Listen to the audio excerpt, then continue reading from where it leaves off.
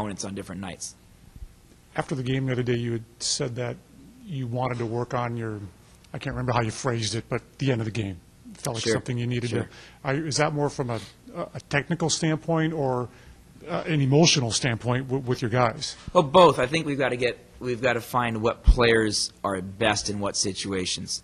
Certain players are physically stronger to set good screens and roll back if they switch and have stronger hands. Guys will come off screens quicker. Some guys come off screens tighter. Will have tendency to open. Some guys will set a better screen. So we've just got to be able to put our guys in better situations, the coaching staff, just to make sure we get what we call a clean catch, out of bounds or whatever it might be.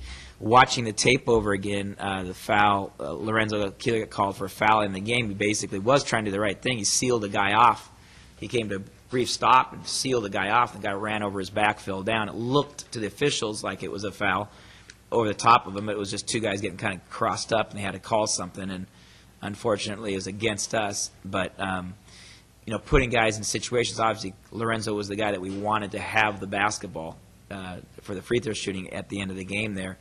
But at the same time, we've got to kind of look and see if there's other ways, because they switch it and they stay in front of Lorenzo all the time. They're denying him the hardest. So there might be other people that we have to go to in different situations. They look at who takes the ball out of bounds differently. So there's just scenario situations that you get into. You can do it in practice all you want, but you got to get it, you know, on the floor technically. Keep evaluating your situations, and then also, you know, getting into those situations emotionally, where David Hansen, for example, will be comfortable throwing the ball in bounds and knowing nobody's open, call a timeout. And we had timeouts to go, and we had mentioned, Dave, if you don't see anybody cleanly, use that timeout. And so, but he's got to be in that position a couple times before it becomes comfortable making that decision. No different than a quarterback making reads on a blitz or anything else. You know, your first time you do it, first year you do it, it's difficult, and then the more you do it, you're like, oh, yeah, I remember that. And you're in that heightened emotional situation. So it's both technical and emotional. And they'll get it. They'll get it. We just got to get there a lot more often. You mentioned fouls, the one on Lorenzo, and it's every game you're having to juggle because your team is right on the edge of fouling guys out, or like one game, I think you fouled out 3 or 4 guys a couple of games. It was the Riverside game. Yeah. Can you, because I looked at the stat sheet, and all but the USF game, you have committed more fouls than your opponent. Is there any rhyme or reason? Is it that's going on? Oh, sure. We're undersized. I mean, so we were scrapping. We're playing our butts off. Guys are busting their rear. We were trying to be aggressive. I think it's part of, you know, scrapping and fighting, and we love it. I mean, we think there's probably 3 or 4 fouls a night we wouldn't like to commit.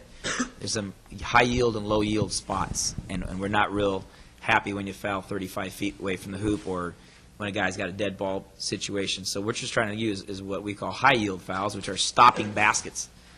And so, you know, just putting guys in that situation more. But, you know, it's not like we're walking out there with a 6'10", 6'9", 6'7" lineup. And so we're being a little bit more aggressive to, you know, make some accommodations for that. So, you know, that's understandable.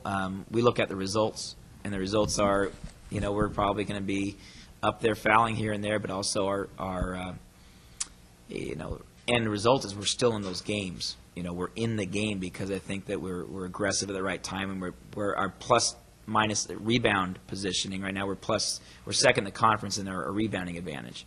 So that means we're aggressive going after the ball. We're knocking some bodies down. We're not afraid to hit people at the right time so they'll get the ball. And that's one of the things I said, that typically my teams have been very aggressive at the right times. And I think that's part of it. It's like, well, we're not going to get, as we refer to it, we're not going to get punked down the stretch and get the ball taken away from us, or get, you know, pushed around underneath, regardless of our size. So we'll fight back. Sometimes they catch the fouls, you know, so it's okay. Hey, Coach, I know, you know, you stacked the preseason schedule to prepare you guys for conference, but as far as, I mean, are you surprised by the 5-2 mark? Is that? I'm pleased by it. I think anything is possible. You know, we could be 2-5. We could be 5-2. We could be 0-7. We'd be 7-0. I mean, I think that the month of November clearly, you know, we demonstrated we go on the road and you play that type of time. I don't think the month of November measured anything for us. I think it was just a new coach, new program, new ideas, tough teams all on the road. So I wasn't concerned about November. December is when I wanted to see some type of progress. We saw the progress there. Assistant coaches were very familiar with the conference, and very familiar with the talent level in the conference. And Coach Amaral has been very, very familiar with that. Just said, I think we're going to be okay. I think we're going to be okay. I think the physicality of the experiences that we had in the preseason will prepare us for the Big West. We felt like we had seen high major athletes, great coaches, great programs, and big-time arenas. So as we ventured out on the road and we went to Irvine, we went to Fullerton, we went to Long Beach State, I don't think anybody was in awe of any of the scenarios. Certainly the coaching staff and the guys that had been on the road there, it's like, okay, been there, done that. We felt like we could play with anybody. We felt like we could win any game and any night. Now, obviously, translating that into shooting the ball and having your offense catch up to your poise and your intensity and your aggressiveness. But I think that the most important stat and the most important thing that I recognize in the month of January is field goal shooting percentage. You take more good shots than your opponent. Not more shots, more good shots. We're leading the conference in field goal shooting percentage. That's more important than points scored. People say, oh, you're tops in offense, points scored. Well, I'd rather be third or fourth in offense and still number one in field goal shooting percentage. Every time you make a basket, you get a chance to set your defense up. When you take quick, in some cases, shots that we don't know what areas are coming from or what person, non-rhythm shots, they lead to long rebounds, long run-outs, and poor defensive positioning. So I think field goal shooting percentage has been the most important thing for us, and that's what if you looked at the first 5 games as we played during the preseason, I think that we went the first 6 games in a row in the preseason in November. We went from 32% to 35% to 38% to 39%. These were field goal shooting percentage per game during the preseason. So as a coaching staff, we were encouraged by that, getting the right guys in the right spots to score on a regular basis. So I think that was the most important part of the preseason.